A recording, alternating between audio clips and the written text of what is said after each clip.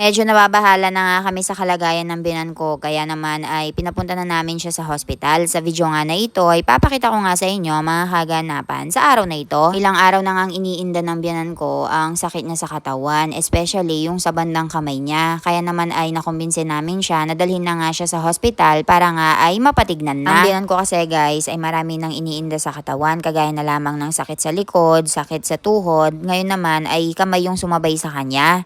Kaya naman kinabukasan ay nagpunta kami sa May Varodra, nagbiyahe ng halos 2 oras para nga magpunta doon sa espesyalista. Dahil nga concerned kaming lahat sa kalagayan niya ay sumama nga kami. Maging ambyanan ko ngang lalaki ay hindi na nga din nagpunta sa bukid at si Milan naman ay sakto nakabakasyon. Pinipilit ko nga kuhanin sa kanya si Ivan at sabi ko ay ako na yung magbubuhat. Pero ang sabi niya ay siya na nga lang Dahil daw. nga Medyo may kakulitan ng biyanan ko kaya naman ay nagagalit talaga sa kanya ang biyanan ko lalaki at saka si Milan. Sabi nga nila ay paano nga daw siya aayos kung hindi siya nakikinig. Kaya naman ang ending ay dinala na nga sa hospital para maniwala siya na mayroon nga problema sa kamay niya.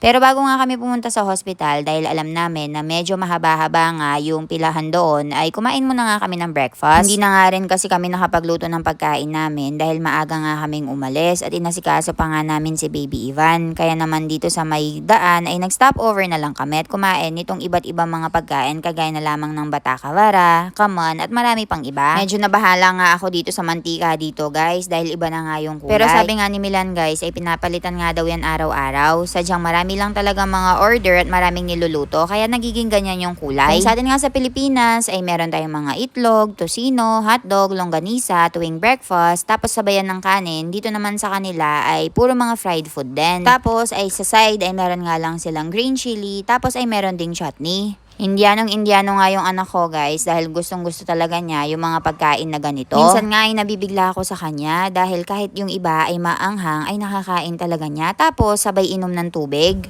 Dito nga sa India, ang isa sa mga problema ng mga Indiano ay cholesterol dahil na rin siguro sa pagkain na kinakain nila. Umaga nga lang ay mamantika na. Paano pa kaya sa mga lunch at dinner nila? Noong una nga guys, ay hindi ko masyadong gusto yung pagkain ng mga mantika tuwing umaga. Pero dahil nga sa tagal ko na rin na nakatira dito sa India, ay nakasanayan ko na. And ngayon ay nahanap-hanap ko na nga. Pagkatapos nga namin kumain dito, ay tsaka na nga kami dumiretso sa hospital.